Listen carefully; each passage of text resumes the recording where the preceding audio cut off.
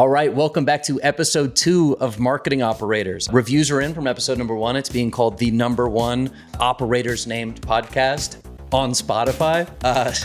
So big win. No, I'm just kidding. But no, we get into a ton of great stuff today. We talk about a quick review on March, how all of our brands are faring through the meta woes. And then we go deep on all things performance creative. We talk about constraints with brand teams and how to work across teams. We talk about ad naming conventions, what I think of as the heart and soul of any brand. And then we cover a lot of ways to do creative exploration and exploitation. So a lot to dig in on. Thank you to our sponsors, Motion, Haus, Richpanel, and Aftersell.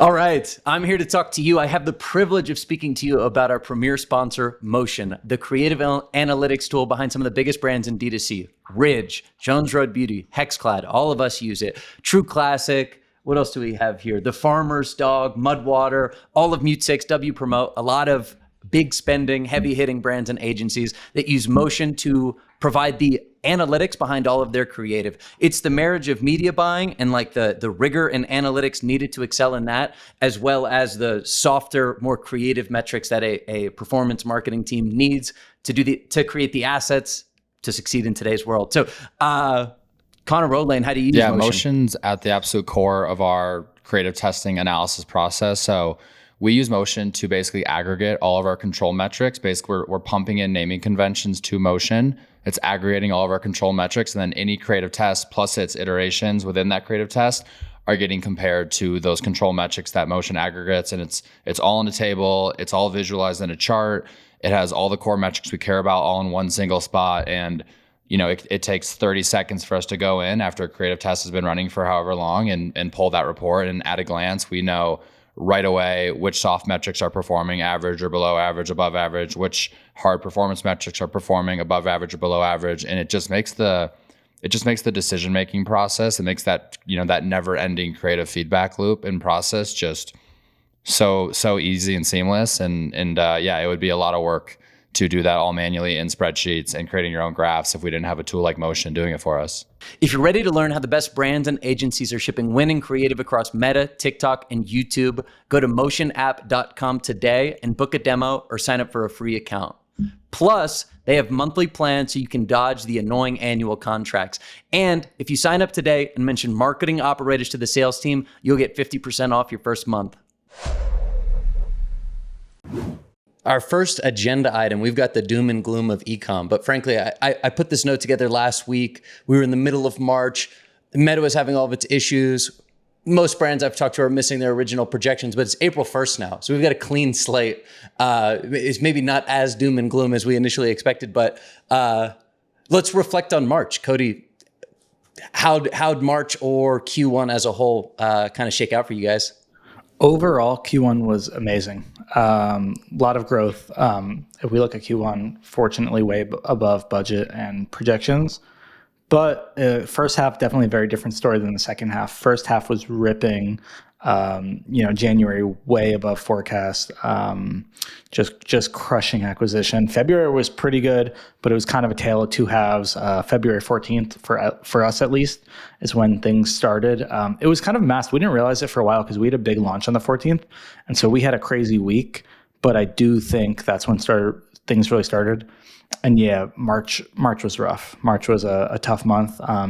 We probably ended, 7% behind forecast, but we did bring forecast down. I just didn't think these meta issues could go on for a month. I thought maybe it would be a week and they would figure it out, and that was stupid of me. So overall, great month, or great quarter, but definitely, a little bit of uncertainty as we go into to this month. Definitely forecasting pretty conservatively. What are you guys thinking or seeing? Connor, how about you guys? We probably had a very, very similar to Cody, where January, February crushed. We came into the year with some what me and our director of paid media, Cam, thought were pretty aggressive goals. But we're like, hey, we'll shoot for them. We hit them pretty spot on in January, February. March, we missed them. We didn't miss them by a ton, like right around 10% lower than projections in both MER and revenue. But what was interesting today, I was looking, our year over year drop in acquisition MER was almost the exact same as the year over year drop in Facebook performance efficiency. So I don't think it's the only variable, but I do think it's a pretty big one when you see them like directly, almost directly at the same percentage of that. We also have reworked our forecast for the rest of the year, based not just based on this month, also just based on the fact that we had some pretty lofty targets. But I will say in the last 7 days of the month, it also turned around quite a bit. So hopefully the spring has some more positive outlook for us. Are you able to share Facebook what percent it is down? Like how much you guys are affected? Because I feel like you guys haven't been as affected as we are. Yeah. So it's also hard to isolate it to a single variable because we've spent like 41 or 42% more on Facebook year over year. Our 1-day click ROAS was down 24%, and our acquisition MER was down like 16 or 17%. So it's hard to be like, well, this much was from spending more, this much was from the Facebook bug. But it seems like there's at least some sort of relationship between like our first time order efficiency and the Facebook drop in efficiency. And so how are you thinking about forecasting down from here? Like when you're thinking about it, like at least for us, we're very significantly affected, and I've never seen this prolonged of a bug or performance issue, whatever you want to call it. Like, are you expecting and forecasting multiple scenarios? Are you forecasting this to stay for the year, or how do you think about it? We've kind of forecasted a floor. We're like anything above the floor, we're going to be super happy. We might even spend into our efficiency goal. But basically where we started the year, it was kind of a forecast where my overall take on it was we're going to have to nail everything to hit these. And it's going to be really, really challenging to do it consistently. Whereas the new goals, they're still hard to hit, but I feel a lot more comfortable. And I feel like there's going to be certain months where we spend into, like we're above revenue or above efficiency, and we might even spend into that efficiency floor. And I'd much rather be in that position than the opposite, where you're like, hey, we just had a big month, but we still came in under forecast, and now we're all kind of like, I don't even know how to feel right now. Whereas on the opposite side, I'd rather be like, oh, we crushed goals, and even at the floor, it's still a big win. It's just better for morale. So that's our overall approach with it, with this like V2 for 2024. So we did that almost word for word what you described. I think we did last year, maybe the year before, but we had yearly projections that were like, yeah, we need just about everything to go exactly right for us to hit these projections. And then you end up like, more or less hitting them or coming close, but for morale, it's tough. And we ended up, again, this was last year, the year before, we ended up revising projections down. And what we said was we wanted to leave some room for a surprise, that if more things go right than we anticipate, then like we're beating projections rather than everything going correctly just for us to meet them.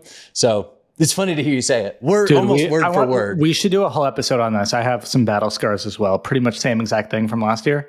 We should do a whole ep on this and how we communicated and do it would be great. All right, boom. We'll put it in the docket. We've got dozens of episodes planned at this point. Today, we're talking about performance creative and like creative operations as a whole.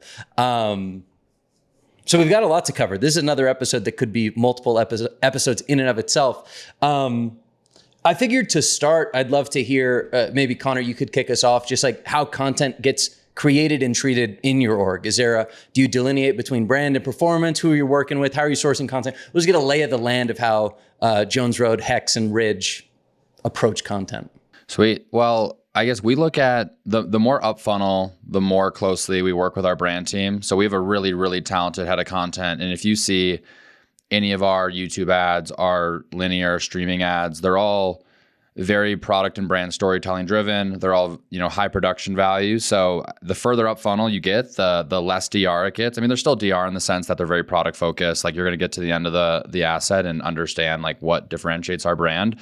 But like we're not putting huge punchy offers in there necessarily. Like we just want someone to get to the end of that asset and think, wow, this is a premium brand, and just have a really good valence on our product. So when they get into our more DR, paid social, search, native offers, more use case value prop, it's like they've already seen that really high production value asset. So that's our overall, I guess, approach with like type of creative throughout the funnel. In terms of like do you want me to go into operations on No, how let's we just like, let's just or should we go stop around there the for now? horn. Yeah. And then we'll work our way through like the whole For sure. internal Yeah. operations. Yeah. Cody, what about you guys? So team, we've got an amazing creative team. And so they do, I guess, some things on the ad side. And then we also have growth team that we're kind of building out. We do, a lot with, obviously founder, celebrity brand. A lot of our best performing stuff is with Bobby. And so our creative team touches anything like that. We've got also a director of video. He's actually worked for Masterclass, produced Bobby's Masterclass when did one. And so we've been working with him, and he's now full-time. We've got, videographer, like producer, editor on the creative team. They know our lighting. They know it's very, it's very produced, but still obviously not overly produced. And then we also have a creative strategist on the, creative strategist / producer on the growth team as well, who is primarily focused just on, performance. So these guys do everything on that side. They do all of our brand photography. They do all of our, brand video, studio, stuff like that. But anything that is, an ad production with Bobby, it primarily starts with me, to be honest, writing copy. I'm training creative strategists. We're kind of working through it, doing it together, but we do it together. We kind of come with the strategy and things like that. And then we work with our, brand organic creative team to actually produce it and get it in motion. So it's a labor of love, and there's a lot of hands involved for that kind of stuff. Got it. So we're thinking about it from a similar perspective. We've got what we call brand productions, where we're telling more like material or product or brand driven stories. And then we've got a performance creative team. We've got 3 strategists now for each of our main categories. Wow. Yeah, we're staffed up. I mean, that was the big thing for us coming into this year was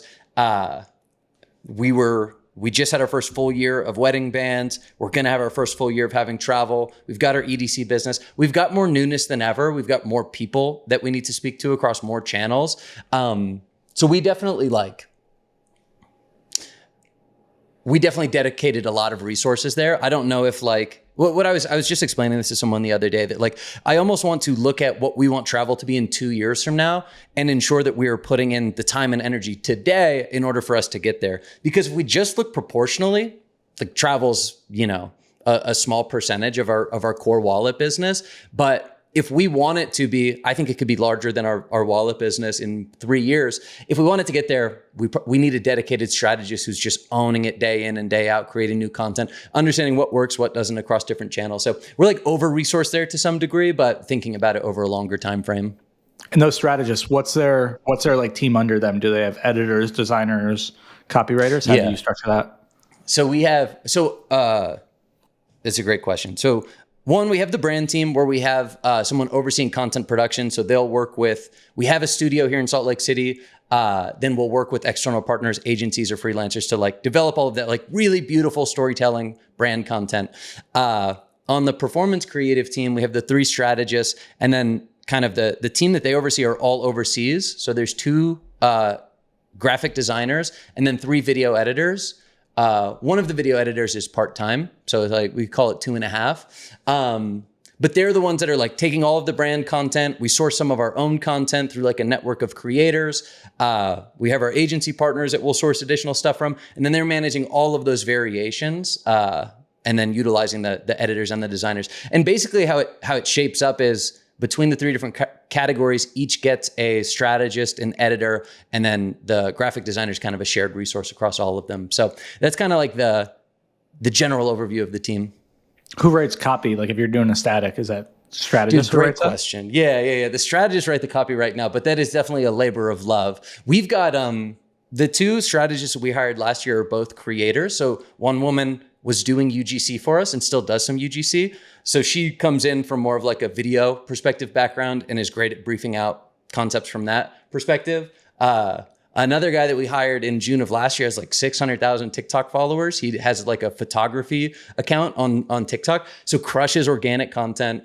So none of them have more traditional copywriting backgrounds. So we work through that quite a bit because it's by far the biggest hurdle currently is how do we write best in class copy. So there's lots of ways to do that. We've been using ChatGPT a lot, having some success there, but no silver bullet.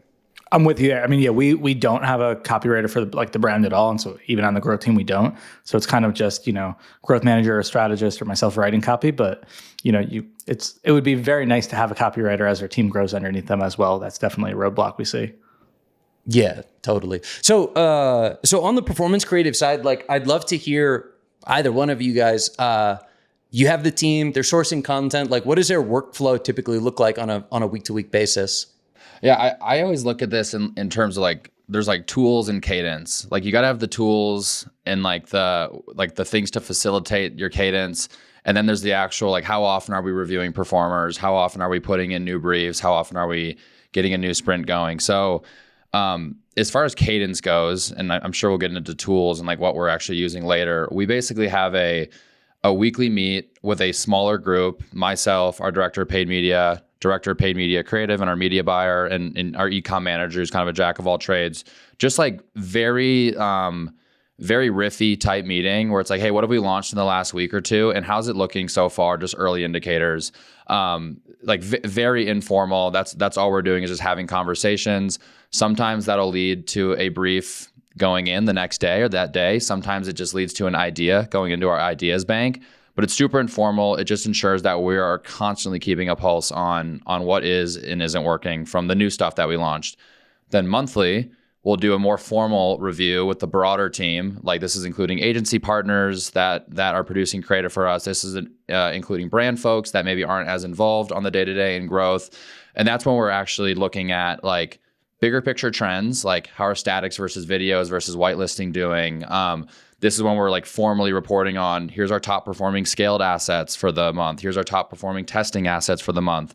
Same thing though, like it's really just trying to inform ideas, like both iterations and net new that ultimately get put into this like log we have of all ad ideas. And then finally we'll do like on that same monthly cadence, we'll kind of have like what do we want to put into a sprint or into a production type meeting where basically we've had time to ingest all that information.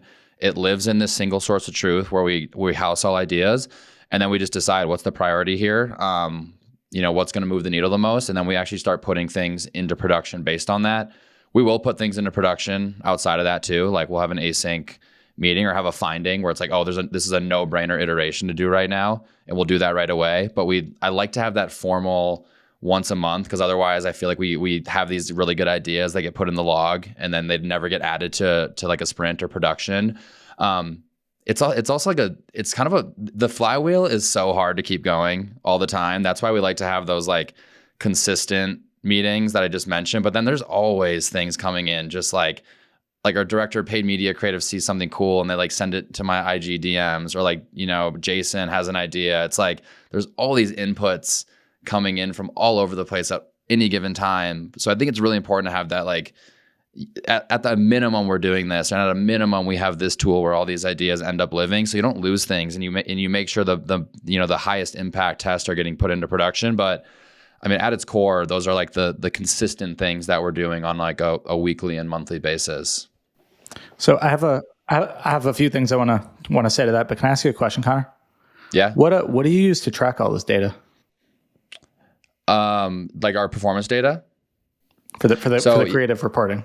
Yeah. So we basically use, I'm a big believer in like aggregating control metrics and like constantly comparing new tests to controls. So you're constantly trying to incrementally increase your overall ad account performance. So Motion is our tool that we use for this. Basically, we use naming conventions to like outline anything we'd ever want to track, control-wise, static, UGC, whitelister, who the creator is.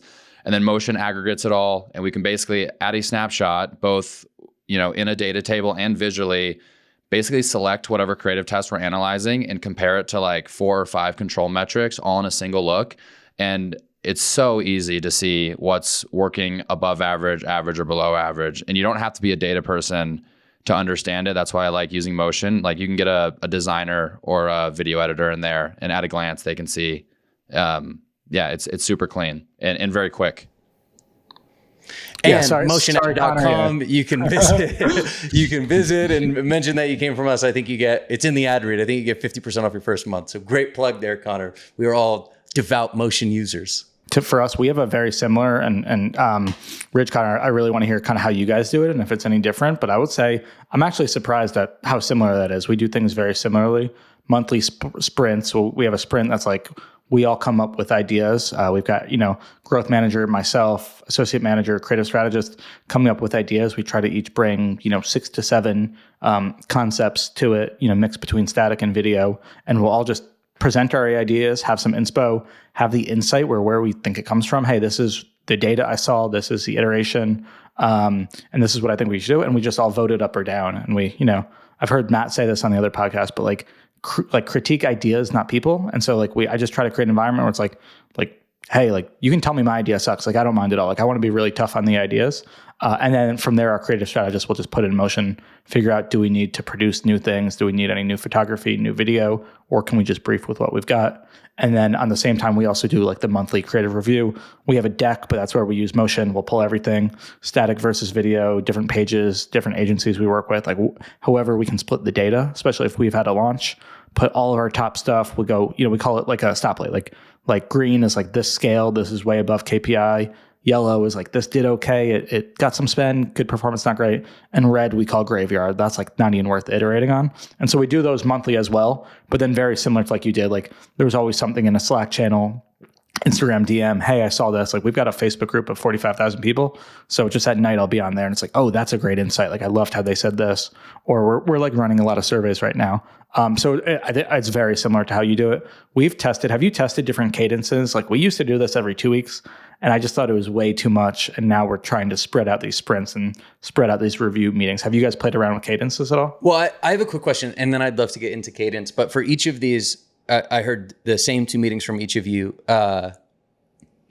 bringing in creative ideas and ideating on net new concepts versus analyzing what did or didn't perform and maybe takeaways from that. Who leads each of those meetings on your team?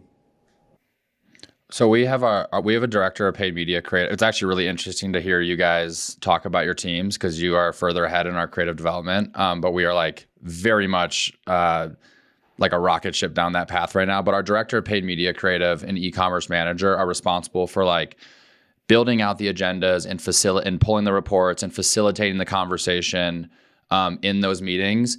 I will be there. And if I notice hey, we've just spent the first half of this ideation call talking only about net new concepts, I will be hey, all right, we have a lot of good things here. Let's just to confirm that these 4 things we're putting into production over the next month. But let's spend the next 15 to 20 minutes talking about iterations here. So, but it's mainly our e-commerce manager, London, and our director of paid media, Joanna, really leading the charge there. And ultimately, the buck stops with Joanna on actually getting those briefs written, getting the assets, produced, right? She owns creative. And I think that's really important to be listen, we're all going to contribute here, but at the end of the day, you own this. If it doesn't happen, it's on you. And giving people that very clear role, I think has been really important. It's actually something we weren't doing enough of. It was a little too by committee, and all of a sudden things were kind of slipping through the cracks. And I was okay, we actually need to have someone have final full stop ownership. And that's been really helpful to make sure things are getting done that we all agree we want to do. I'm with you on that. I definitely agree that I think everybody should come up with ideas. I don't think it should just be the creative strategist who comes up with the ideas. So that's when we all, have a certain number of ideas we got to bring. But ultimately, it's the creative strategist who's going to take the ideas from there and then work on the production. So Connor, we've got for our sprint, for our sprints, that's just net new. And that's our creative strategist who leads that. And then for our performance review, that's when we talk about iterations as well, when we look at the data. And that's our growth manager who leads that because it's a little bit more data behind it. How about Ridge? How do you guys do this process? It's similar for us in exactly how you described, more iterative based creative ideating is led by the paid media managers where they're coming back with insights from different channels, by concept or variant or whatever. And then that will kind of lead the conversation versus we then have creative exploration calls where our creative strategists are actually bringing in the net new ideas. I want to say one thing, because I've thought about this a lot. I've got a bunch of questions for you guys.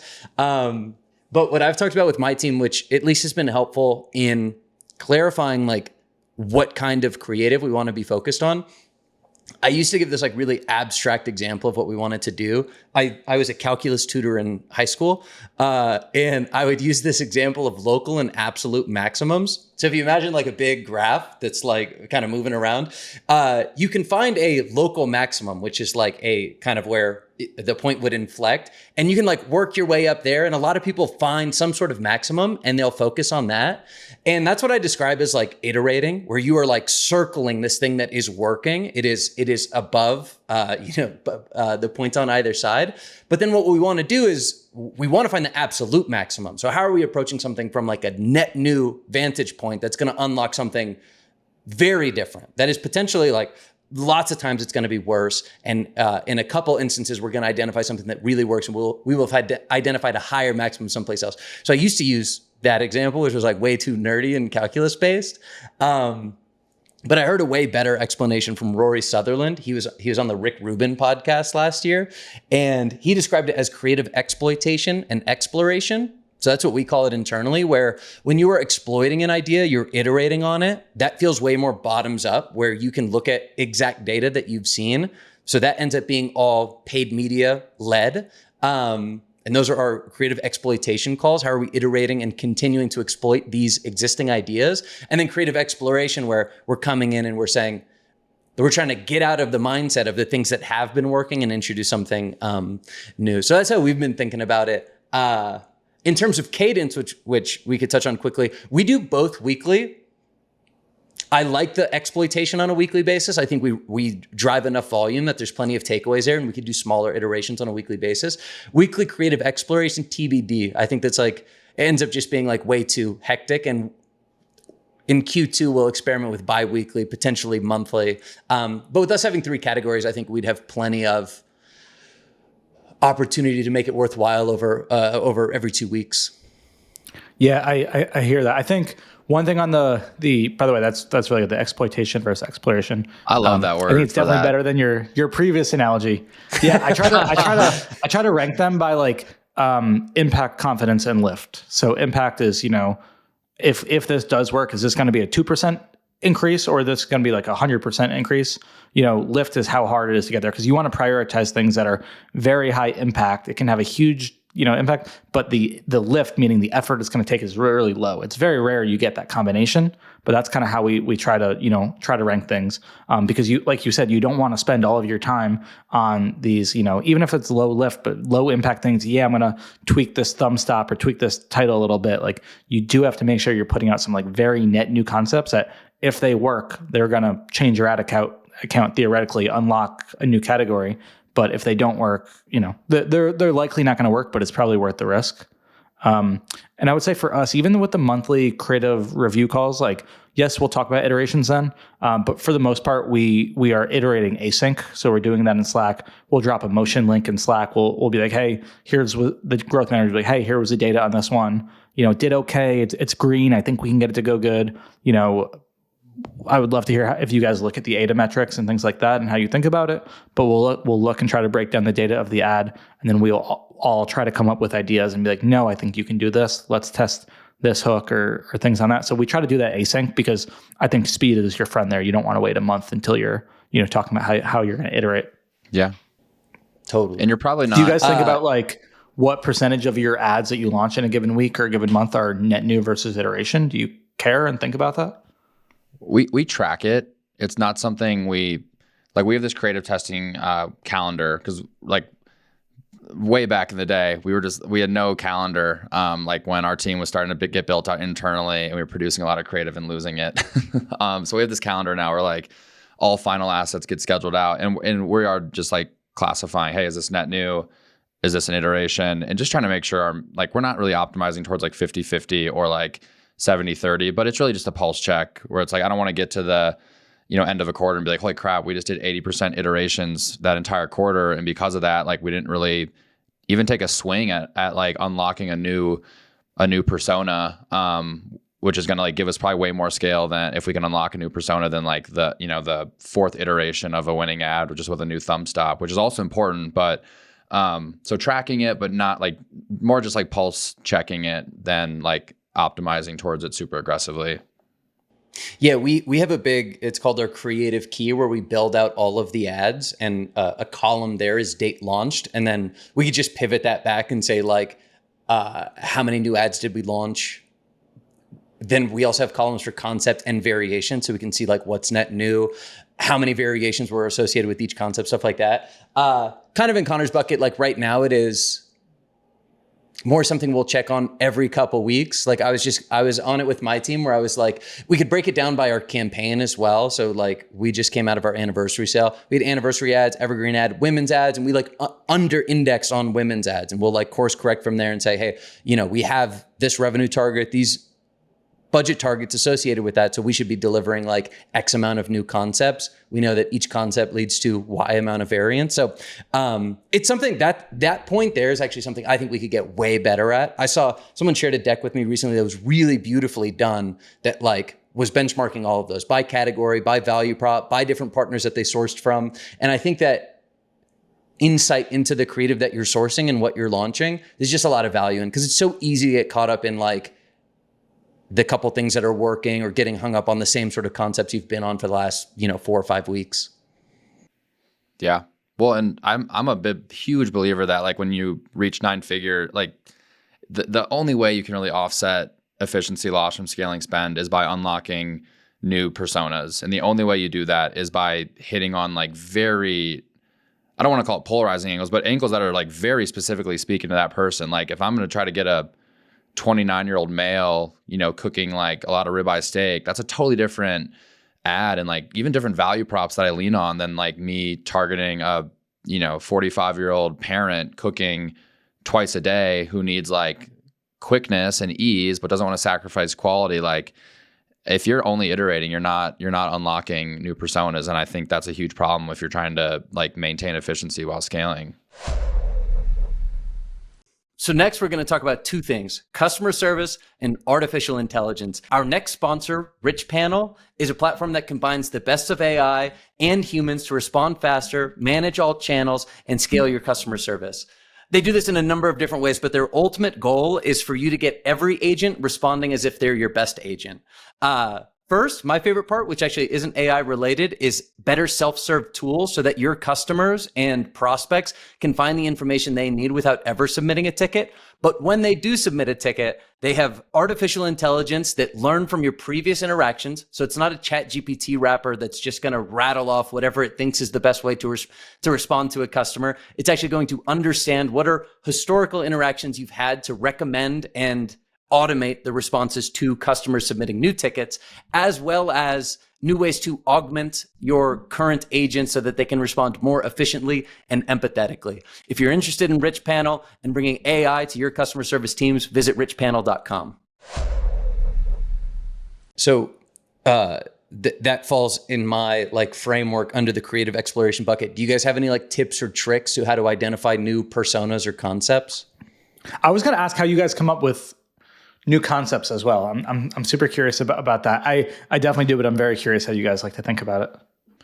Dude, it's just straight up brain dumping, like straight up brain dumping, and then discussing like which ones do we want to go attack, like which ones do we think have the most upside. So like ultimately casting that was actually a big exercise we did at the beginning of the year was like what kind of sub personas are we not doing a good enough job of hitting right now? Because generally speaking, our best performing ads, if you go and look in our ad account, are more general ads, just like very much explaining what hybrid means, because that's a newer idea in cookware and it does require some education. Like people know what nonstick's good for, they know what cast iron's good for, they know what nonstick's good for, but a lot of people are confused by this hybrid idea.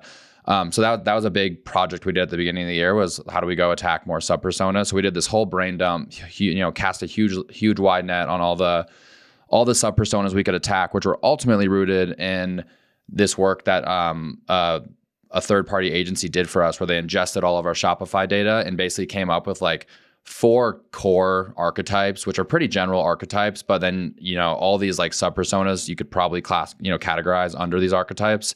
So now we're kind of just going into that exercise we did at the beginning of the year that took like a month to complete and just chipping away at it slowly but surely. Yeah, that's awesome. We do this a couple of different ways. One, I like to say another like piece of content that I've sent to my team is this. It's an Adam Grant podcast about the Trevor Noah show, The Daily Show. And it talks about how he creates an environment where, and you brought up the word environment, Cody, earlier, where people can feel creative. And like one of the big things that it's not a big thing necessarily, but they mention in the podcast is they start by just like watching the news. They're just like watching content. They're like casually commenting on it. That's one thing that I've tried to drive home with my team. It's like, let's just look at some ads. Like we don't even have to like them. We don't need next steps from them. Like, let's just kind of get the creative juices flowing. So that's one tactic. And then the other one is, at least how we've been thinking about it, is identifying reasons to believe. That's something we appropriated from our meta reps. But just like ideating, like what are brand new reasons people might believe that the Ridge wallet's right for them in this case. And we used Hexclad as an example a couple of months ago. You guys had an ad where you were like, you can save money with Hexclad because you'll cook at home. Yeah. Yeah. And I was like, dude, that's crazy. Hexclad, those are expensive pans. Right. And I've bought my fair share of pans. And I'm like, that's fantastic. Like, that's how we need to be thinking. Like, what are the completely different kind of value props that we could be hitting? So that's one where it's just like, let's openly ideate reasons to believe.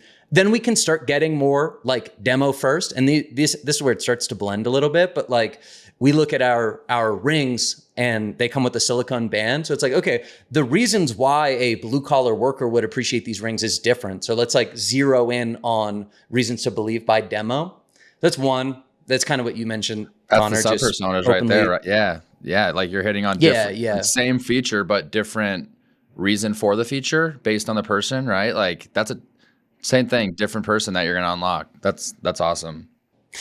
Yeah. And then the last one that I'll bring up is we talk about formats a lot. And that's more like, that ends up for us being category agnostic, where we can look at a new format of an ad. Like one we didn't end up launching. There's a Domino's ad that had this, I forget, it was like a really sad capybara. It was like this weird looking rodent that was like, and the ad said that it was sad because it couldn't order Domino's. And I'm like, oh, that's just an interesting format. Like you've got this, like, it's very memey. They had emojis in it, whatever. It was on TikTok. It was a static ad.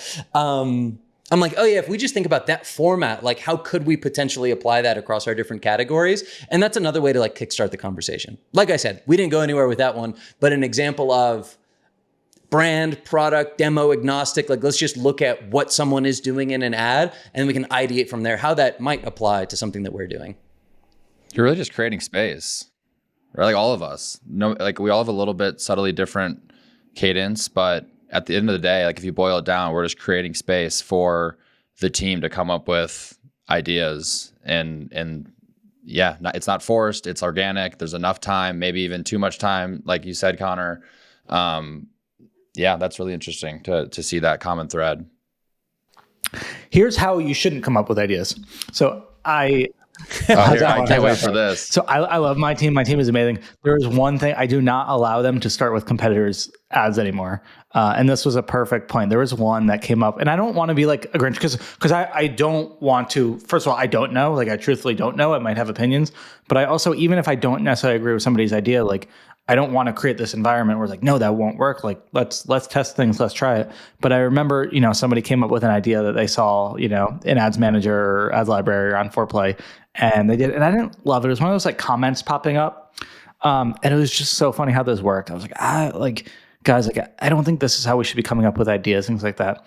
And the brand that they got this idea from, I got an email from the director of growth from the brand that same day. And he was like, hey, how are things looking for you? Like, we're getting slaughtered. Our CPAs are so high.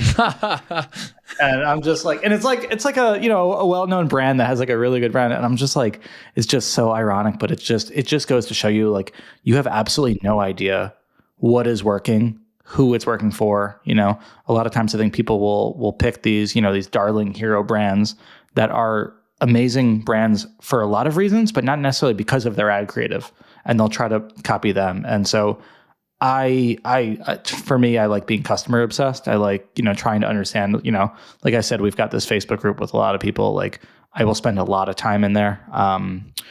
We will survey them all the time, ask them things, just like do some quick polls and get some insights. But like, we want to see how are they saying things. If we say dewy, are they saying glowy? If we're saying healthy skin, or like, like we want to see how they're saying it. And I've gotten really into surveys lately. We've been sending a few. We sent one in there on email list to people that have bought Miracle Balm, just 10 questions, want to see what they're saying. And I wanted to know what's different between them and people who haven't bought Miracle Balm. So this past weekend, Friday, we sent one to people who pretty much same questions, have indicated interest in Miracle Balm, taken the quiz, viewed the product page, things like that, but haven't bought after a month. And to me, that's actually why I was late to the recording. I was stuck going through a lot of the insight. We obviously ran that through ChatGPT, but I get so much out of that. It's amazing. Like for example, 50% of people that bought Miracle Balm were in market for makeup. 50% weren't. 60% of people that did not buy Miracle Balm were in market. So we actually do a better job converting non-in-market people than we do people that are in market. And so like there's just some insights like that you can get. And so that's kind of the direction I'm going to take it. Do you guys do anything similar to that? We don't awesome. enough. We don't do enough. We just sent one. We have a certain type of person who buys a bunch of wallets. And what strikes me as odd is they buy their second wallet within like 45 days. I'm like, what are you guys doing buying your second wallet for $100? So yeah, we're just sending out a survey like, why? Like, I'm going to get some insights. That's really from a retention standpoint. But that's honestly, we don't have all that many examples like that. We can be way more customer obsessed. I think that's a great kind of starting point for ad creative ideation. That's awesome. Yeah, we've got stores, and so we're going to implement a policy that everybody, as part of their onboarding, has to do a day in store, and then hopefully we can make this work. Everybody, like everyone on the team, has to do a day in the store per quarter. Because it was actually we had a day where at one of our stores we were short staffed, so Bobby and my dad actually went in there and worked in the store with like a board member as well, and they had like such a fun time. But they had such great experience, and like it was their idea because like they learn so much when you're like in the action, and so. I'm sure there's a lot of companies, what was it, like Zappos and all these other companies that like everyone's got to start on CX or be in CX. But I don't think I until a few months ago, I don't think I took that as seriously as I should have. And we were looking much more at data and looking at like ADA metrics and things like that. And don't get me wrong, that's important. But I think the thing I'm really trying to get my team to lean into is like really being as close to the customer as they can and like using that for inspo as much as possible. Yeah, that's really good. It's the qualitative stuff that you're trying to. Can I follow up with a question real quick to you, Cody? What's like so the Miracle Balm question? That's really cool that you guys. That's a brilliant idea. We did something similar, but it was more for like informing our Tolstoy. We want to roll out Tolstoy at some point, so we sent like a survey to non-purchasers that have subscribed and just asked them, hey, why haven't you guys subscribed yet? And you got all sorts of insights. But I'm curious, from that Miracle Balm survey, is there any like specific like angles or hooks that you ended up producing that you were not planning to produce because you gleaned some insight from asking these people a question, and it, maybe it turned into a good performer, maybe not, but at the very least you produced it because of that like very qualitative finding? So we kind of just ran these two, so it's pretty new, and we're like just we did the second one because we wanted to know what's different about non-buyers, and are they interested in different points or things like that. So of the 10 questions, most of them were open-ended. So we haven't produced anything yet. Short answer is no. Of the 10 questions, most were open-ended. One of them, we asked people like, what's most important to you? And we gave them 5 options, like cleaning ingredients, skincare and makeup in one, like the glow, versatile. Because as a lot of times when we test statics, like I think we're just coming up with what we think they want to hear. But so that was really helpful. For example, like people don't really care about, our customers don't really care about clean ingredients. And so we're just kind of throw that to the wayside. It's not really, main value prop for us. And again, that to me, that in-market one is extremely important. Understanding that, for us, like we're like makeup for non-makeup people. And so we can't really start by just saying like makeup in the headline. Like we've got to start much higher desire. Like one of our best statics, it's like, I've never gotten so many compliments, much more about like a desire or a benefit or problem. And I know that's like very simple, but just, understanding where they are in market. Those were like the 2 biggest takeaways so far. But we also did ask people, especially the people so we asked people that bought, was there anything that almost prevented you from buying and, things like that. But we also asked the people who didn't buy, essentially, why didn't you buy? What held you back? some of that is more of an offer thing. It's not that much that we can do with the creative. They don't know their shade and they're not confident enough. And some of it is price related. And so many of them want minis, they want samples, things like that. I think there are certain things that we can do on the creative side to show and give them confidence, but ultimately offer is supreme. And so that's when we have the minis, like they do so well. So we'll test some things, but I think that's a harder one to overcome, I feel like. Damn, just like totally shaking and flipping your assumptions up on your head from the qualitative research. That's unreal. Yeah, and so we're gonna keep going. Like speaking of personas, so a lot of our spend goes to like a very similar demo. Like a lot of our spend goes to an older audience, and so the way we've tapped scale is we've gone new channels. We went upper funnel on Meta. We went TV because our demo's there. I don't think we're doing a great enough job with creative diversity to reach new audiences. And so I don't think we're reaching the younger audiences as well as we should. So that's the next survey we're going to run. We're going to see, I want to keep the questions as similar as possible. That way we're like removing that variable, but we're going to go to a younger demo, kind of millennial, and ask them the same questions and just see if we can get any insights into how they're speaking about the problem, the benefits, the problems that they have, if they're any different, to kind of inform the personas that then we're going to try to target with upcoming creatives. That's some consumer insight gold right here. I love it. That's brilliant. All of us are Haus customers and very big fans. In fact, I've actually been told I talk about Haus more than my own daughter. So what is Haus? Haus is a marketing science and experimentation platform that enables you to measure true incrementality and allocate budget efficiently to maximize growth and profitability.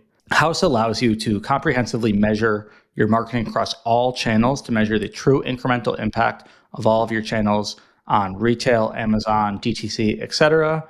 Haus allows you to design and launch experiments in minutes and get results in as little as 2 weeks. So we are all actual customers of Haus. We all use it. I actually got both Connors onto it. I was just such a big fan, and I just couldn't help but share some of the tests that we were running. And I thought it was super cool. And I knew we had a group chat going, and I knew that both of these guys were spending on a lot of different, channels and platforms. And we were all looking at things similarly, but really looking to kind of take a step up. So yeah, if it's good enough for me to sell these guys on it, I think it's good enough for you guys to try out. As you can tell, we could do a whole episode about Haus, and we probably will at some point, but this is just the ad read. So if you want to add marketing rigor to your organization and make the most impact with your spend, go to haus.io/operators. That's haus.io/operators to learn more. So to pivot the conversation a little bit, and this might be a bit of a backtrack, Cody, you said you don't want to be copying competitors. Do you guys copy any brands? We get inspiration from brands. I like to look outside of it. I mean, copying in the most, I love copying. So take it from that perspective. So yeah, we could call it inspiration.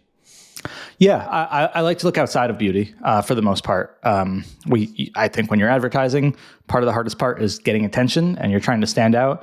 And if you're looking to your competitors for what they're doing, you're going to look like them, subconsciously or not. So I look, I will look at your guys' stuff. I will, definitely look at a bunch of brands, but very little in the beauty space. And just like Connor said about how can we adapt this idea to us? How can we adapt this concept to us? Totally. Yeah. Connor, what about you guys? Or I'll list some of my brand inspirations. We were very much influenced by Dr. Squatch. I think they did really good, high volume, kind of quick cutting UGC. And what was cool about them is you could go into their ad library and you could just see what they were testing. You could just see it laid out. They're testing hooks or testing headlines, on-ramps. It's just really beautifully structured creative that I kind of geeked out on for a while. So we did that. I really love Nectar Sleep. They are ironically slept on in D2C, I think. $1 billion brand. They just got acquired. They crush creative. They crush CRO. So they're a big inspo of mine.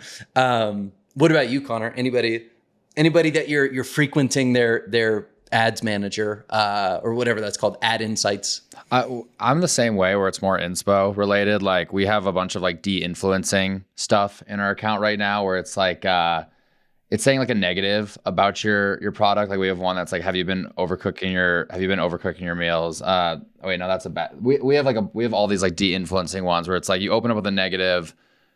But then it's like, wait, why are they like the Gordon one where it's like he's paid to say that kind of thing. exactly. And like that's another one where like the TikTok response was like we weren't necessarily copying a brand, but we just saw that format coming up over and over again. It's like it was a natural like the natural one that I immediately jumped to was like, well, how can this be nonstick and like stainless steel? That makes no sense. So like certain inspiration that just I felt applied to the angles we were trying to hit on.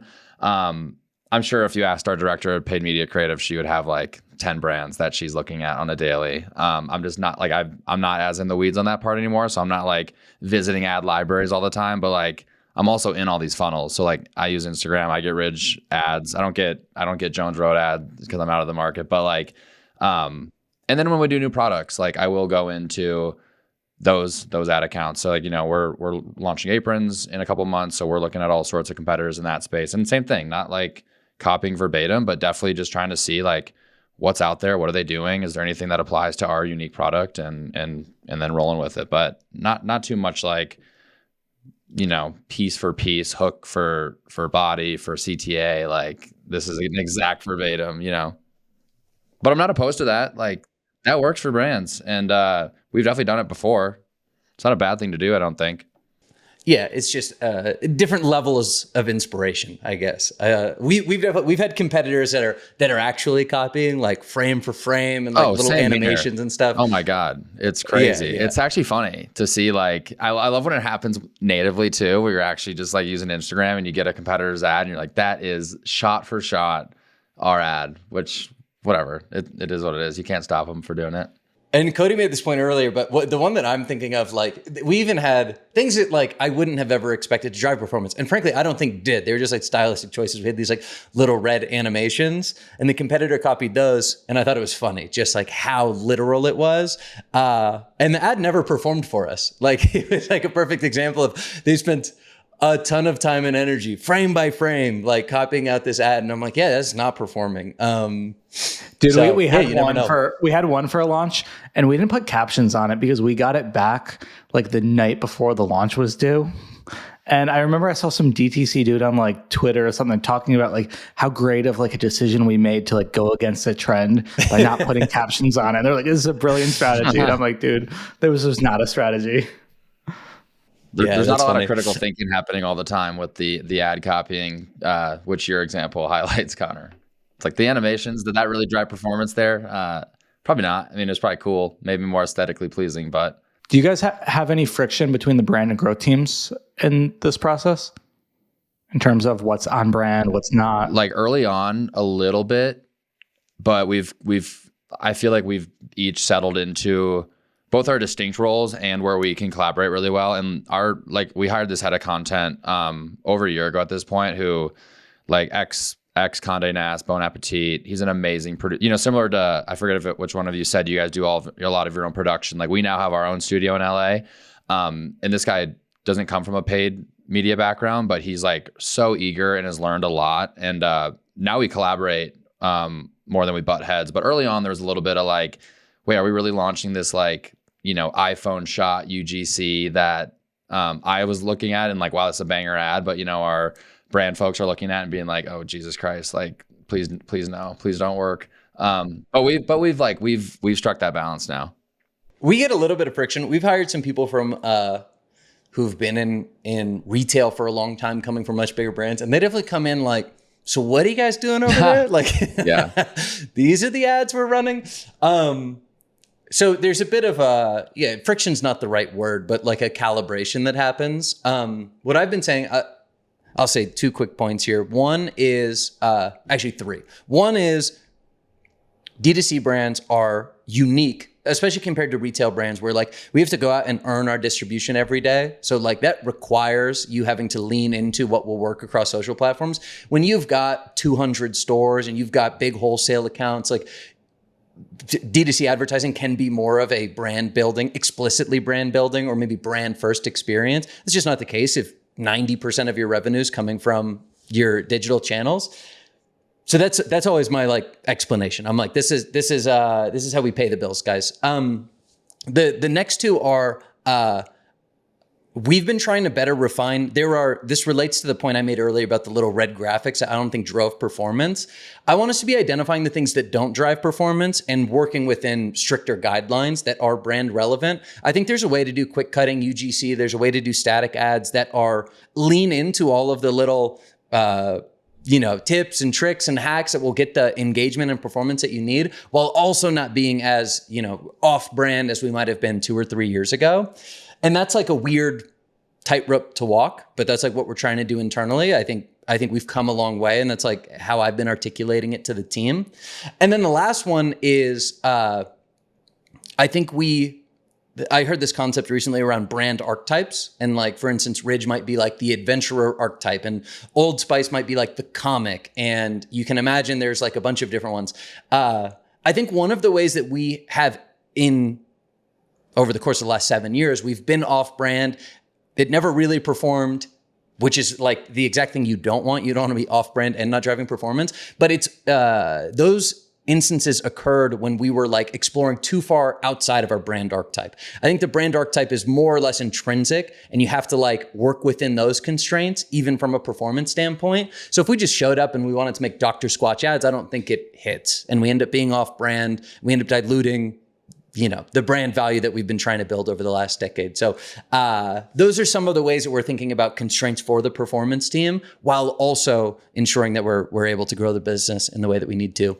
I think it's also up to the growth team to like train the brand team on like, what is performance? Like, what does that actually mean? Because it's just a buzzword unless you actually connect it to like, hey, here's actually what we built out in motion. Here's how we analyze performance. And this is why we're saying this is a top performer for us, because this is what the data says. If you don't do that, then it's just this abstract concept. But if you can go and actually say, hey, here's how this, like very classic, like problem agitate solution UGC perform versus this like high production value hype reel, and you can show them side by side at the data and be like, look at this, like this is a 45% better efficiency at the same spend level. It's pretty hard to argue that. And not only that, but then they're going to want to collaborate with you on that stuff. And that's what I give our growth team props for, is they've done a really nice job of like explaining like why you need to use a UTM and a link, and explaining like why we're saying one asset was a better performer than another. And it's ultimately made our collaboration so much stronger with the growth and brand team. And there's not as much, that like non-overlapping part of the Venn diagram is not as big as a lot of people think it is. I don't think. 100%. Yeah. I think a few things. First of all, Hexclad Connor, still got to figure out what I'm going to call you guys. I think it also goes the other way. The growth team also has to, be able to show performance and not do the things that are quote unquote off brand if they're not performing. Yeah. Like, let's say the creative creative team doesn't like the big pink headline and prefers a smaller black headline. Well, if the big pink headline doesn't perform, like the growth team also has to be like, hey, let's not do that anymore. It's not on brand and it doesn't perform. And I think, other Connor said something about that earlier. And so I think that tightrope thing is a really great way to say it. I've been trying to like draw Venn diagrams for my team, and I don't feel like I can quite communicate it, because like there are things that are off brand that you'll never do. And I think you just have to draw a line in the sand sometimes. Like, I don't care how good this performs, it's not going to work for us. There are some things that the brand team and creative team thinks are off brand, but it's really just like native font or something like that. Maybe it's not like brand copy, but it's not brand dilutive. It's just socially native. And I think that middle ground and widening that. But I also think the reason I ask, I think that friction is a beautiful thing. I actually think it's great. I think if you can learn to have the teams work with each other, and that's our jobs as leaders, I think you can create that environment where everyone brings what makes their side work to the table, and you can find something that actually, gets the job done for both. Or I don't want to say compromise, because that's not the right word. But I think that friction is actually a really nice thing. And to me, there's no surprise. Like my opinion is all of our brands, Ridge, Hexclad, Jones Road, I think we all clearly know something about direct response. We're all growing extremely fast. None of us have raised money, but I also think all of us get brand and have very beautiful brands. And I think the combination is so important, and people think so black or white about them. And that was why I asked, but you guys clearly like also value brand as well as performance, I feel like. Can I give an example of that playing out in real life? It's kind of silly. We had this, this was in 2022. We had this like the classic UGC mashup format where you just take a bunch of reviews, grab the best parts of each, put them together, and you just build this like ultimate social proof ad. We had this UGC ad that was performing super well. And then all of a sudden our media buyer, who worked for an agency at the time, came to our weekly meeting, goes, hey, like I just want to talk about this ad because we're getting some like really weird comments, even though it's performing super well. And we look at all the comments, and like 100 people, I mean, we had put a lot of spend behind this ad, so it got a bunch of social profile. Like 100 people had called out that there was a sex swing in the background of one of the UGC clips that was there for like 10 to 15 seconds of the video. Personally, it was really hard you could not really tell if it was like one of those like baby bouncers, or actually most of the people on our team were like, that's not a sex swing, that's a baby bouncer or whatever. But ultimately, like it was being perceived as a sex swing. And we finally decided to like turn it off and recreate it without that clip because we were worried about that. So I don't know, this shit happens. It's an interesting conversation to have and decision to make. So you guys decided the sex swings were off brand? Sex swings were just not on brand for cookware. Although I don't know, like cooking, sex, like there's an argument to be said there that they're more aligned than not. But yeah, we turned it off. I thought you were going to say now you realize it's great for engagement and every ad you have is in the background. Got that Easter egg in the background. Yeah, click-through rates through the roof. Well, do you guys do anything like that? I remember we were working with, I think Connor, you guys might have worked with them as well. Narrative, who like does high volume performance UGC or whatever. And that was like a gimmick that they'd totally lean into. And I remember not getting it at first, but we got an ad back. This was 2022. We got an ad back, and it was a woman speaking, and she was like laying on her stomach and her foot was up behind her, and she had a hole in her sock and one of her toes was like hanging out. And the whole, like they briefed that out. They were like, this is what we want you to do. Now the ad wasn't at all about that. She's just talking about, our daily driver kit or whatever. But it's those like small engagement hacks actually do make like a massive difference. So absolutely. We did one with the pepper mill where we like took a steak, like the beginning of the video, we took a raw steak and put it in a toaster. Like just it was stupid. It's super absurd. I'm like, this is dumb. I don't like this ad. I don't think that the narrative makes sense. And then we get the ad back. It's like 45% thumb stop ratio, and the performance metrics were pretty good. So yeah, it does work. Like against your liking sometimes even. Yeah, and that's where the points I made around archetypes comes in earlier a little bit. Like we do a lot of shooting in our ads. Like a lot of our ads start with like this gunshot hook. We have one right now crushing. It's like a 55% thumb stop rate. It's the one I mentioned on Twitter where it's actually the engagement is insane and the roast is like really close to working. So it's not like a fantastic ad, but in terms of the ADA metrics, it's firing on all cylinders. But the guy's, he's got Ridge wallets like secured to his Cybertruck and then he's shooting them. So it's like this crazy concept. And I feel that it's super like gimmicky and kind of like attention bait, but it's like within the realm of our archetype. We're making these like hyper durable goods. Like we want to lean into that. So it makes sense. But we've got other examples of thumb stop rates that were insanely good, but we felt like weren't relevant enough to the brand. And I think like just holding yourself to that standard it makes your job harder, but ultimately it's what's going to end up more likely leading to good performance, and it's what's as good as it can be for the brand. We're super excited to talk today about one of our sponsors, Aftersell.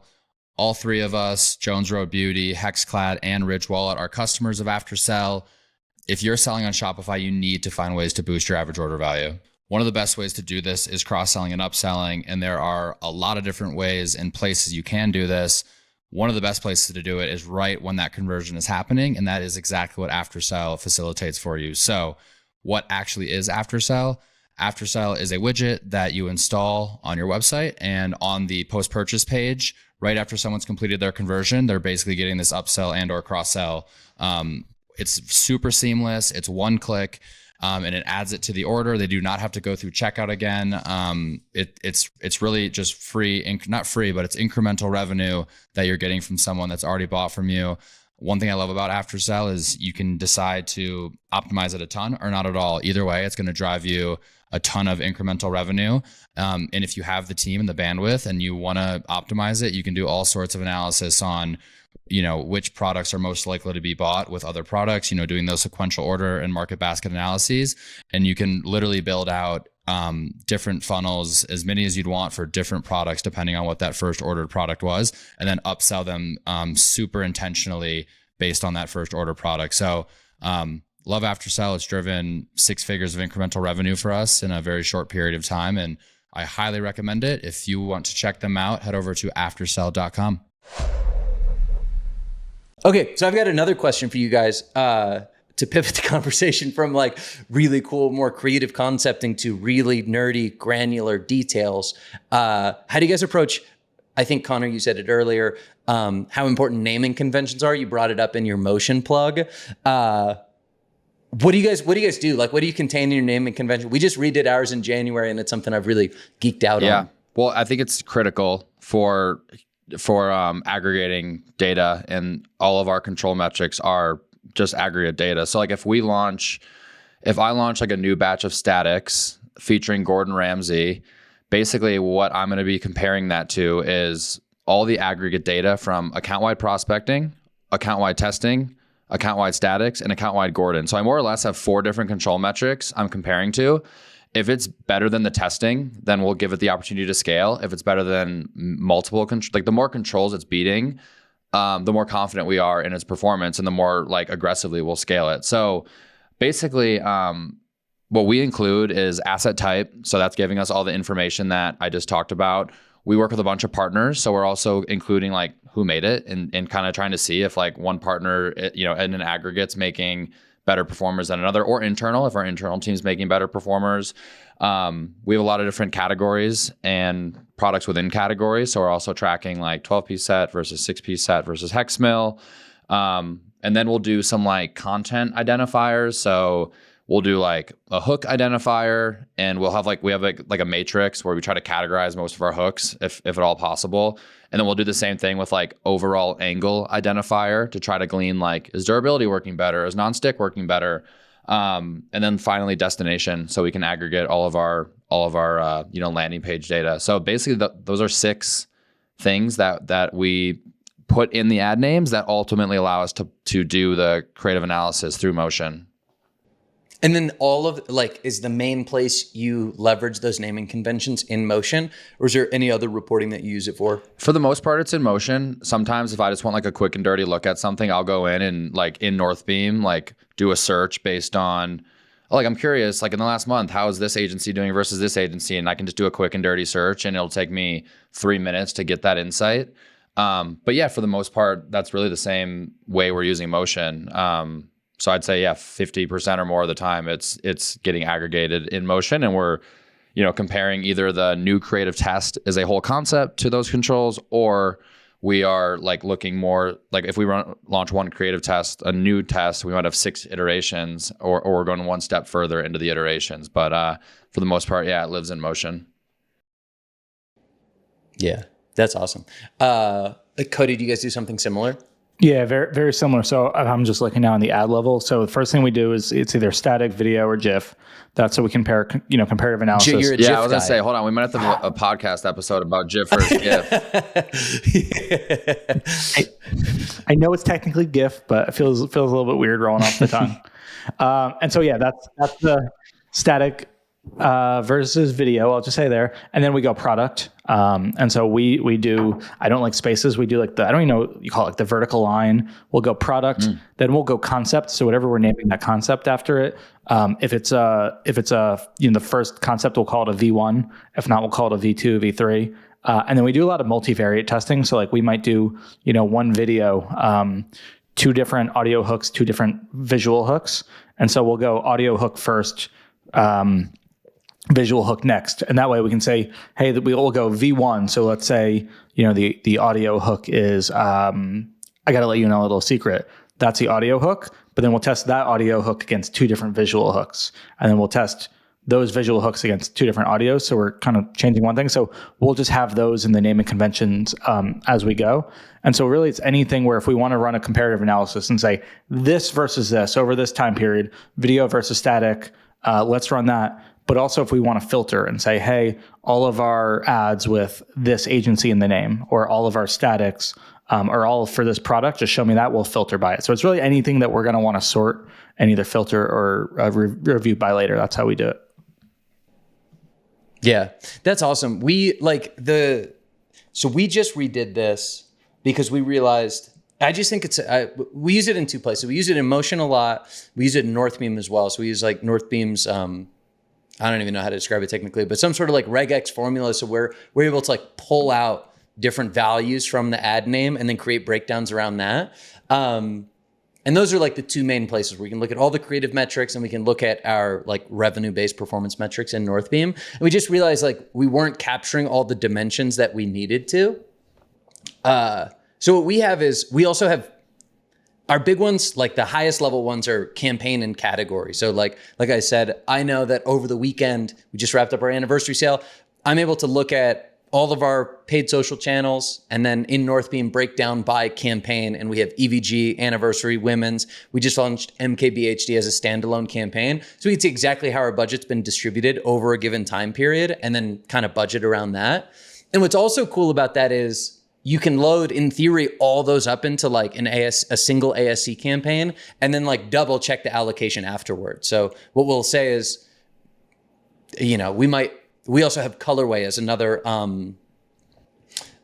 column within the naming convention. And within an ASC campaign, we could break down by colorway and say, oh yeah, we're uncomfortable with how much we're serving like this couple colorways or the performance at this colorway, and then kind of make adjustments from there as we see fit. So, and like I said, I've been geeking out on it just because as our business becomes like, I've been describing it as exponentially increasing. We're in more markets. We have more categories. We have more products within those categories. We've got that all codified in the naming convention. And then we can like, a lot of like what I do every day is like looking at the reporting around those dimensions. So I joke that the heart and soul of an organization is in its ad naming convention. It is. They're your best friends. There's the whole, even if it's more work to like implement them up front, it makes all the data pulling so clean and easy and quick. It's like put in the time, invest to like build out naming conventions that make sense for your business, and like your entire team will have a more efficient workflow. Yeah, 100%. All right, I got a question for you guys, and I would imagine we're running out of time soon. But I'm curious how you actually test creative when it gets to the ad account. How often do you launch it? Do you have a certain day of the week you like to do it?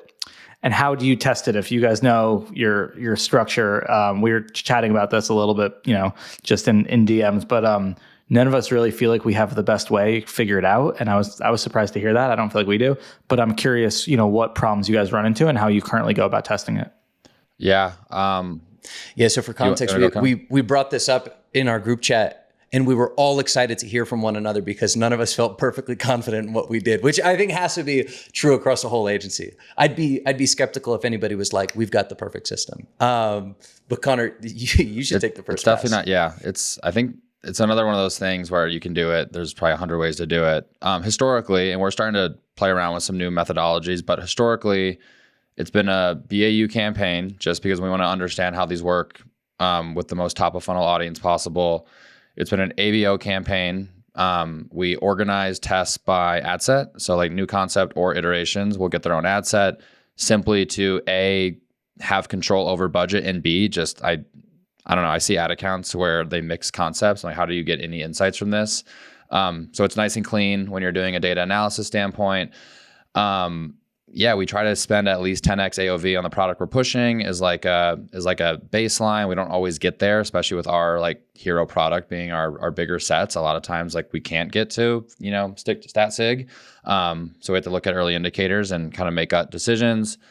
And then, something we'll also do sometimes, like we might launch 5-6 variants, only 1 or 2 get spend. So sometimes we'll like duplicate the ad set, turn off the 2 that are getting spend in the original ad set, and to like force spend into the 4 that did not get spend, just to make sure that, to choosing what to spend on. typically we're launching tests weekly. Like I said, we have a creative testing calendar that's scheduled out by week. Monday, Tuesday we'll launch, and then hopefully a week later, or whenever we do that weekly cadence meeting, we'll have some insights. We also actually just cut our creative testing in half because I think we were launching way too many things and spreading our budget too thin, especially with our average order value. So we've also kind of internally made a choice to just focus on less tests at any given time, but higher quality, which I know I feel good about because we feel a little more calculated in our overall approach. But we're starting to also test with like ASC and like CBO to see if there's any value into like creative testing and Meta's most up-to-date advanced ad tech, and see, I think there's also some interesting insights to see like, hey, this creative test maybe was underperforming in a BAU, more top of funnel, but when you put it in ASC and it was still acquisition, but maybe 40 to 50% net new visit rate, like it was actually above average. So we're starting to like test the testing methodology a little bit more. And with the CBO being like, hey, if we give Facebook more control to choose which concept it spends in, is that going to improve our hit rate? So we actually just started, messing around with some of that stuff. But historically, it's been the methodology I just described.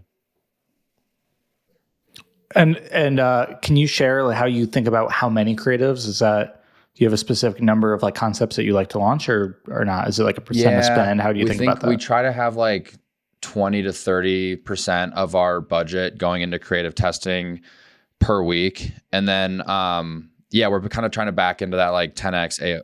That's pretty sizable, especially because you guys are spending a good amount overall. We do a lot of creative tests. We're producing so much creative. It's crazy. Like again, too much. We had to slow down, honestly. But honestly, that was kind of just because we got caught up in the whole like e-commerce, whatever you want to call it, message, or whether it's wrong or right that if you're not producing 100 new assets per week, that you're not going to make it as an e-com brand. That's bullshit. That is totally not true. But I do think creative testing is important. But so basically it's like we have that percentage of budget we want to put into creative testing each week, and we're kind of backing into like on a per test basis what's going to get us to that minimum threshold that we're confident making a decision at. I got thoughts on the ABO versus CBO side. I want to hear them. But I want to hear Connor first. How you guys do it? Yeah, so I'll just hit some of the high notes here. We also test in ABO. One thing we historically did was we sliced our budgets too thin and tried to test too granularly. So Connor kind of mentioned that. We've gotten away from that where we will we'll group definitely multiple variants of a concept in a given ad set. And then at times we'll also group multiple concepts with multiple variants in a given ad set. And that just all depends on like what budget do we have, like what are the differences, and there's reasons it does or doesn't make sense at any given time. And then we really started using Facebook's initial, because I also used to hate when you'd like turn on a testing budget and Facebook spends like $8 on this concept that like I really want to win. But we started using that as signal to some degree. If something like really doesn't go our way, or we really want to understand like what are the metrics around this new concept, then we'll break that out into its own campaign. But otherwise, we let that initial allocation from Facebook just better help guide what we actually want to test. And we think it helps find winners, or at the very least, it helps find winners more efficiently. Because that's the other thing is we've gone through periods of creating a ton of creative, like way more than our testing budget allows. So we just had to find ways of like limiting the amount of budget it would require to test all of it. So using Facebook as signal to identify which concepts are potential winners or more likely to be potential winners is one way of doing that. And then the other one is I like not launching all the ads that we create. Like we should be testing concepts and creating variations and then looking at them and being like, yeah, we don't like this. There can be an almost editorial approach to some degree. Because it's so easy to like fall into the trap of just like creating this huge backlog and thinking you got to be like, first in, first out approach to testing assets. So anyway, that's how we're approaching it now. The things that we've struggled with are, if your testing campaigns result in winners, are you scaling up those? So does it essentially become no longer a testing campaign? And then you're in an ABO campaign because you set it up that way to test all these unique concepts.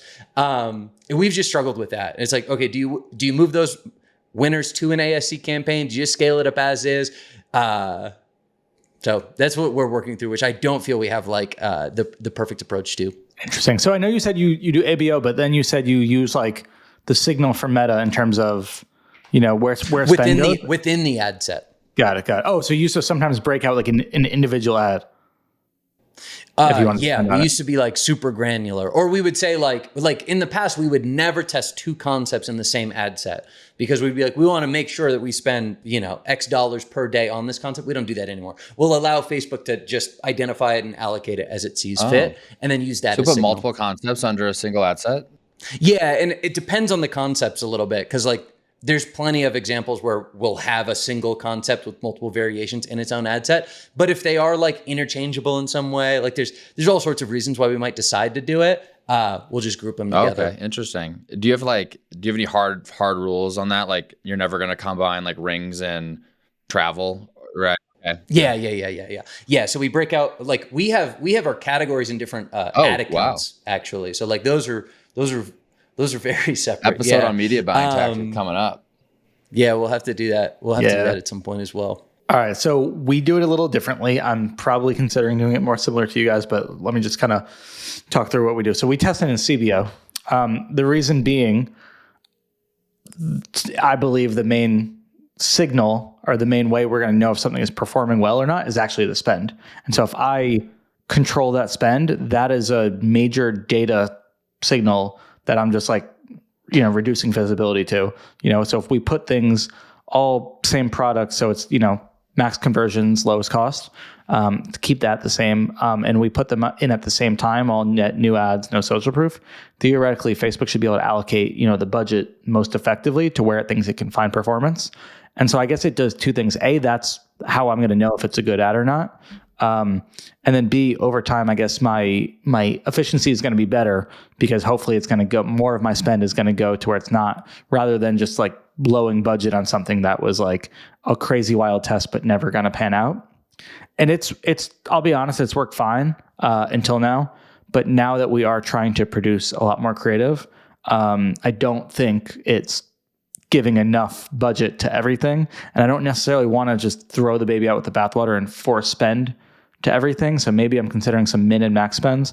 But I think it's done well until now, but I think now that we might have 8 concepts, at 10% of our budget, we're not really able to get enough budget behind any one thing.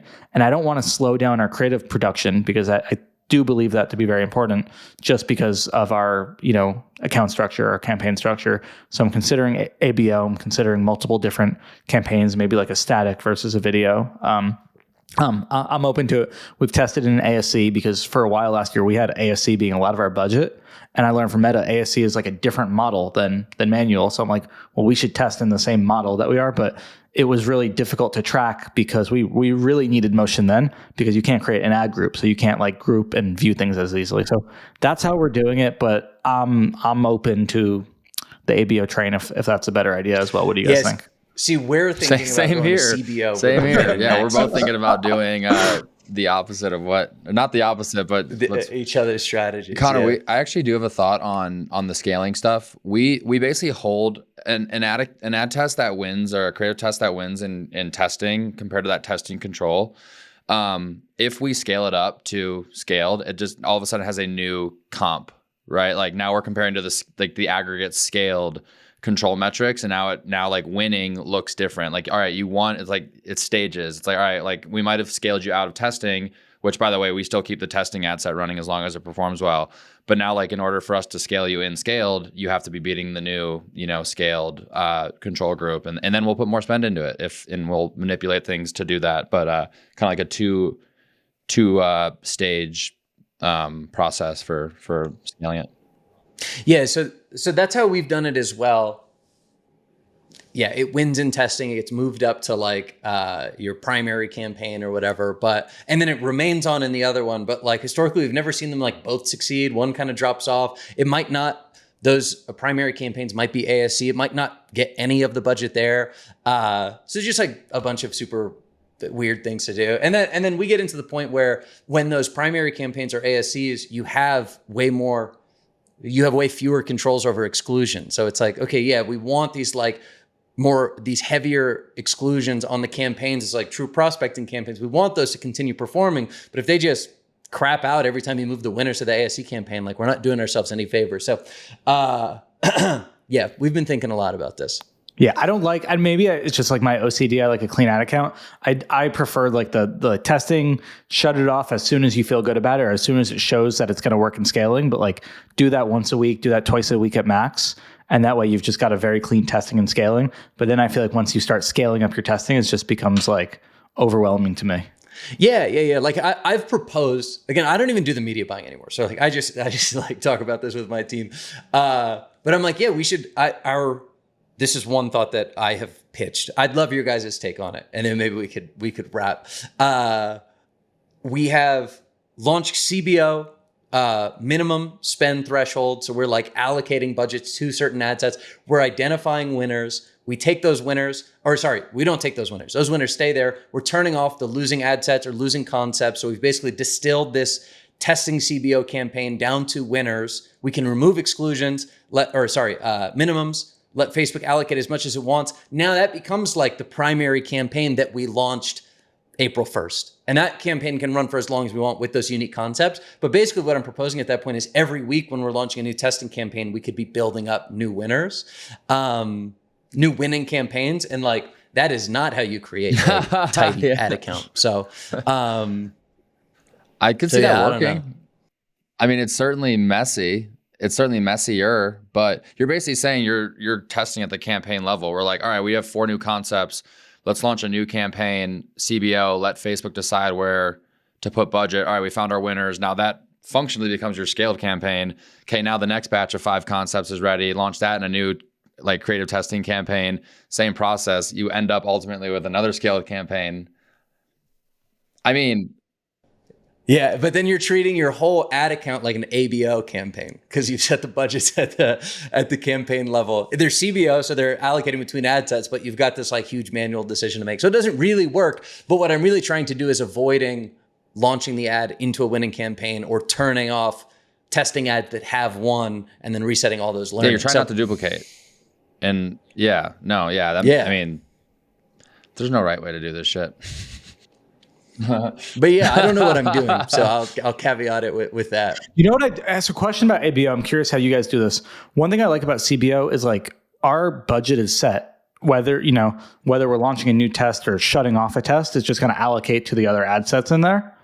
With ABO, if you're shutting off a test, you might have something at $500 or $1,000 per ad set, and let's say 4 of them didn't perform, and you're shutting off. Now you just reduced your budget by $2,000 to $4,000 a day. Like, what are you doing? Are you fine with those daily fluctuations? Are you just launching another thing as soon as you can on the back of that? Like, how do you go about that? I'm just hoping usually there's an opportunity to invest that budget elsewhere. It's like, all right, we just turned off 4K per day in testing budget, but hey, these tests are winning and these 2 scaled campaigns are winning. So we can allocate, because we do try to stick to our daily budget projections pretty strictly. So we're usually taking that budget and investing it into whatever is like lifting up the entire account.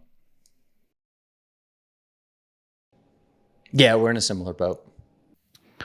I'm sure it would be fine in theory. For some reason, I just don't love that as much. I just love like a little bit more of like a smooth fluctuation, just knowing, hey, we've got this testing campaign. We're just going to run it at 5K, no matter how many ads we have in there or how many ad sets. But I like that too. Could probably be overcomeable. You're an ad idealist. That's what I'm learning. An ad minimalist. I am. I got a little bit of OCD, but then we also in normal times, not in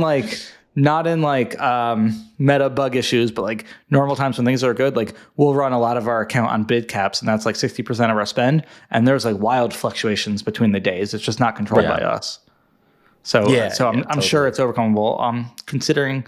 Heavily considering testing some ABO, because I don't know. I'm not sure if we're not giving everything a proper chance. It's just not getting enough signal. The bid cap purists would say it's like meta knows right out the gate, but I find that a little bit hard to believe. Yeah. They can't even get their pixels to fire correctly right now. So how am I supposed to trust them to allocate my budget perfectly? Partly it, pretty much. All right, thanks for tuning in to episode 2 of Marketing Operators. Want to thank our sponsors again: Motion, Haus, Richpanel, Aftersell, Always appreciate the support. Make sure to like and subscribe. We're going to be going deep on all things marketing for forever. We're going to be doing this podcast for months and years and decades. So make sure you're subscribed to catch all future episodes. All right. Thank you.